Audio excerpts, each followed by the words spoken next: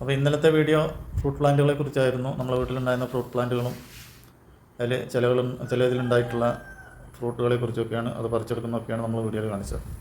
അപ്പോൾ ഇന്ന് നമ്മൾ കാണിക്കാൻ പോകുന്നത് നമ്മുടെ വീട്ടിലുള്ള അനവധി ഔഷധ ഗുണങ്ങളുള്ള ഒലീവ് മരത്തെക്കുറിച്ചാണ്.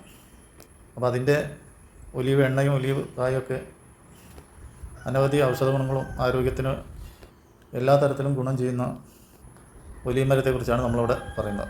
അപ്പോൾ 2 തൈകളാണ് നമ്മളിവിടെ വാങ്ങിച്ച് വെച്ചത്. അതിപ്പോൾ കുറേയൊക്കെ വളർന്ന് നല്ല രീതിയിലൊക്കെ വളർന്നു വന്നിട്ടുണ്ട്. അപ്പോൾ നമ്മൾ എയർ ലെയറിങ് ചെയ്ത് വെച്ച തൈകളാണ് നമ്മളിവിടെ വാങ്ങിച്ചത്. 2 തൈകളാണ് വാങ്ങിച്ചത്. 2 നല്ല രീതിയിൽ തന്നെ പിടിച്ച് കാണുന്നുണ്ട്. അപ്പോൾ ഇത് നമ്മൾ എല്ലാ വീഡിയോയിലും പറഞ്ഞ പോലെ തന്നെ ഒരു 3-4 മാസത്തെ നോട്ടപ്പോരായൊക്കെ ഉണ്ട്. അപ്പോൾ അതിൻ്റേതായിട്ടുള്ള ക്ഷീണങ്ങളും മറ്റുമൊക്കെ ഉണ്ട്. നമ്മളിപ്പോൾ ഒരു ചെടി വാങ്ങിച്ചു കഴിഞ്ഞാൽ അതിന് വെള്ളവും വളവും മാത്രം നൽകിയാൽ പോരാ, അതിന് ചുറ്റുപാടുമായിട്ട് നമ്മളെപ്പോഴും വന്ന് അതിനെ സന്ദർശിച്ചുകൊണ്ടിരിക്കണം. നമ്മളെ മനുഷ്യരെ പോലെ തന്നെയാണ് മറ്റ് ജീവജാലങ്ങളും ചെടിവർഗ്ഗങ്ങളൊക്കെ. വല്ല രോഗങ്ങളും വല്ല ആക്രമണവും കീടത്തിൻ്റെ ആക്രമണമൊക്കെ വന്നു കഴിഞ്ഞാൽ നമ്മുടെ സാമീപ്യവും ശ്രദ്ധക്കുറവും പരിചരണക്കുറവും എല്ലാം കൂടി ആ ചെടിയെ തളർത്തി ആകെ വാടി ഉണങ്ങി പോകും. അപ്പോൾ നമ്മുടെ എല്ലാ ദിവസമുള്ള സന്ദർശനം തന്നെ ചെടിക്കൊരു വളർമ്മയാണ്. കാരണം നമ്മൾ ചെല്ലുമ്പോൾ അതിൽ കാണുന്ന പുഴുക്കളെയൊക്കെ നമ്മൾ എടുത്തു മാറ്റി അതിനെ സുരക്ഷിതമാക്കും. അത് തന്നെ. അപ്പോൾ നമ്മൾ കുറച്ച് ദിവസം അതിനൊന്നും ശ്രദ്ധിച്ചിട്ടില്ലെങ്കിൽ ചെടി തന്നെ വാടി ഉണങ്ങിപ്പോകും. അപ്പോൾ നമ്മൾ നട്ടു വളർത്തിയതിന് എല്ലാ ദിവസമുള്ള സന്ദർശനവും തൊട്ട് തള്ളിയോടലുമൊക്കെ ചെടിക്കൊരു നല്ല രീതിയിലുള്ള വളർമ്മയാണ്. കാരണം ഇവരും നമ്മെപ്പോലെ ജീവനുള്ളവരൊക്കെ തന്നെയാണ്. അപ്പോൾ പറഞ്ഞു വരുന്നത്, അപ്പോൾ 4 മാസത്തെ നമ്മളെ നോട്ടത്തിൻ്റെ കുറവൊക്കെ ഇതിന് കാണുന്നുണ്ട്. അല്ലെങ്കിൽ ഇതൊക്കെ നന്നായിട്ട് വളർന്ന് കായ പിടിക്കേണ്ട സമയമൊക്കെ ആയി.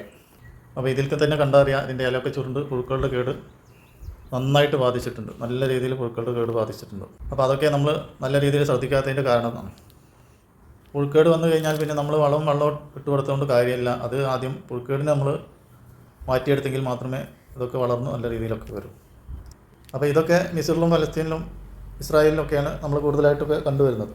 അപ്പോൾ ഇത് നമ്മുടെ നാട്ടിൽ കായ്ക്കുമെന്ന് ചോദിച്ചാൽ നമ്മുടെ നാട്ടിൽ കായ്ക്കുന്ന ഐറ്റമാണ് നമ്മളിവിടെ വാങ്ങി വെച്ചിട്ടുള്ളത്. അപ്പോൾ കായ പിടിക്കും എന്നുള്ള പ്രതീക്ഷയിൽ തന്നെയാണ്. നമുക്കറിയാം, സാമ്പത്തികമായിട്ട് മുന്നിൽ നിൽക്കുന്ന രാജ്യങ്ങളും മനുഷ്യരുമൊക്കെ ഇതിൻ്റെ ഓയിലാണ് കൂടുതലായിട്ടും ഉപയോഗിച്ച് വരുന്നത്. അത് നമ്മുടെ ശരീരത്തിന് വേണ്ടപ്പെട്ട ഒരു ഓയിലായതുകൊണ്ട് തന്നെയാണ് അവരൊക്കെ ഇത് കൂടുതൽ ഉപയോഗിച്ച് വരുന്നത്. പിന്നെ അതിൻ്റെ വിലയൊക്കെ കൂടുതലാണ്.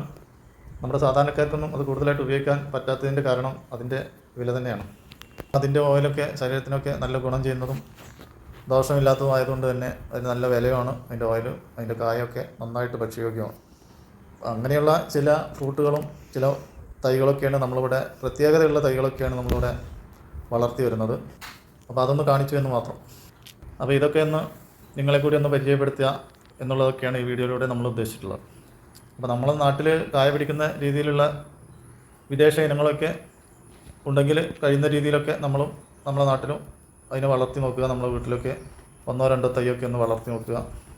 എങ്കിൽ നമ്മുടെ വീട്ടിൽ തന്നെ ഇതൊക്കെ സുലഭമായിട്ട് നമുക്ക് പറിക്കാനും കഴിക്കാനൊക്കെ കഴിയും.